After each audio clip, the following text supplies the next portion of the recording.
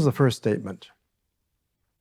According to the Smithsonian Knowledge Encyclopedia, the Egyptian Sphinx was constructed around 2550 BCE. The Egyptian Sphinx was constructed around 2550 BCE. You want to say that again, but even slower this time? You want me to say it? The Egyptian Sphinx was constructed around 2550 BCE. That sounds accurate. But hang on, let me check your reference because, you know, we have to check.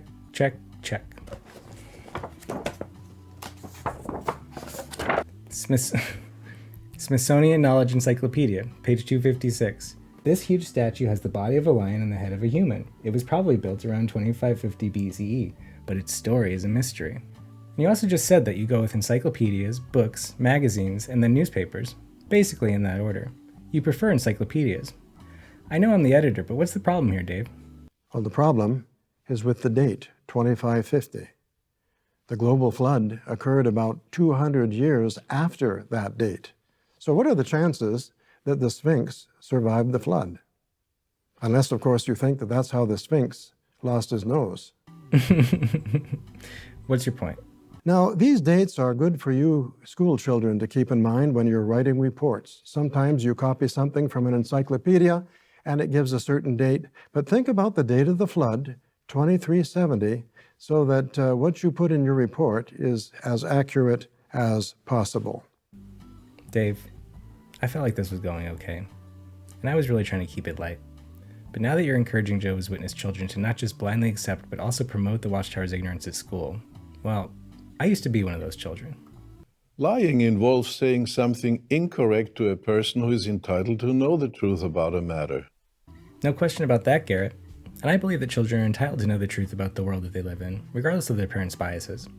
So we're first going to talk about the Sphinx and the Great Pyramid of Giza, and then we're going to talk about the flood. Remember, I'm the editor, and accuracy is important. Do you have anything else you'd like to say before I begin?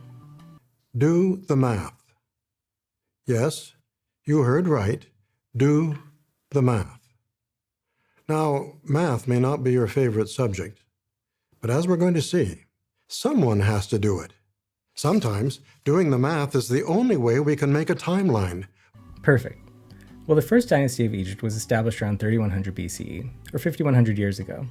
All archaeological construction sequencing, historical documentation, and radiocarbon dating of organic materials illuminates an unbroken record of Egyptian rule from the first dynasty to the present day. I know you probably want to say something about not accepting radiocarbon dating as accurate, except that the Watchtower does whenever it suits them, as with the dating the Shroud of Turin to the 13th or 14th century, and in any case, to reject radiocarbon dating is equivalent to saying that you reject both chemistry and physics, which you also often do, but we'll get to that in a moment. As you already noted, the Smithsonian Knowledge Encyclopedia says that the Sphinx was built around 2550 BCE, and that the Great Pyramid was likely completed around 10 years earlier, in 2540 BCE. However, the most current research suggests that the Great Pyramid was built by Pharaoh Khufu around 2570 BCE, during Egypt's 4th dynasty, and that the Sphinx was likely built during the reign of Pharaoh Khafre around 2500 BCE. The truth is, expert opinion varies on which pharaoh commissioned the structure. It's important to keep up with the very latest research. Regardless, absolutely no one besides your followers and other assorted fundamentalists believe the baseless claim made on page 450 of the Insight book that, quote, since the Bible points to the year 2370 BCE as the date of the global flood, Egyptian history must have begun after that date. Nor is there any evidence whatsoever that the Israelites were ever slaves in Egypt. None, if you really want to be accurate. Your crackpot founder of the Watchtower, Charles Taze Russell, taught that the Great Pyramid was built by the high priest Melchizedek. It wasn't. Melchizedek is supposed to have been one of the shepherd kings who invaded Egypt and built the Great Pyramid. That doesn't make any sense. Oh, I agree. Russell was nearly as ignorant of history and as self-serving as you are. So now let's talk about the flood. If the flood did indeed happen in 2370 BCE, then you have to explain the abundant archaeological evidence in Egypt of a thriving and unbroken Egyptian culture before and after that year, including the steppe period of Djoser, built 300 years before the Great Pyramid of Giza was. You have to propose how and when those structures were built in the years following the flood, when the global human population had recently plummeted to 8 persons in total.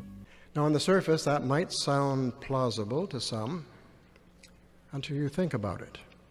And speaking of pyramids, you have to explain how the pyramids and city of Caral Supe on the central coast of Peru were built by humans around 2600 BCE, how humans were destroyed by the flood and then managed to reoccupy that region and keep building immediately afterward. You have to show evidence for all of that before tricking Jehovah's Witness children into failing their history assignments in the Watchtower's name. You need to provide something besides assertions that we can check. Do you have anything to say to that, David? Here's what we know. The flood occurred in 2370 BCE. Now that date is absolutely solid. Okay, so first of all, you don't know that because a person cannot, by definition, know something that isn't true. You can believe something that isn't true, but you can't know something that isn't true.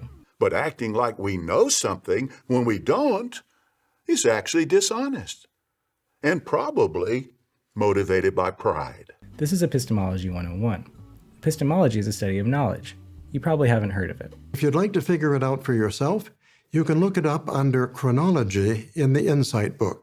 The Insight book is not, and has never been, a reliable source of information about anything except the Watchtower Writing Department's ignorance going all the way back to Russell's day. 2370 BCE, that's the flood. Based on what? I asked them.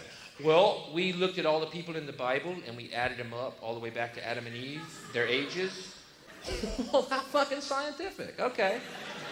I didn't know that you'd gone to so much trouble there. That's good. Now, regarding the flood, I'm not going to get into C.T. Russell's belief in the Valian theory of cosmogony, which was invented by a Quaker farmer at the close of the 19th century, and claimed that, When the earth was molten, its water and minerals were thrown off a great distance in gaseous form. As these cooled and took shape, they constituted great rings at a distance from the earth. God made the firmament in the second or Paleozoic day, and separated the waters which were under the firmament from the waters which were above the firmament. We follow the theory that each of the 7 days of the created week was a period of 7,000 years.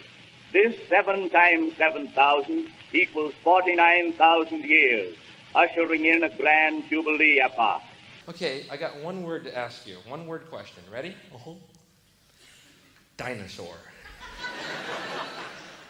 Dinosaur fossils. How does that fit into your scheme of life? Let me sit down and strap in.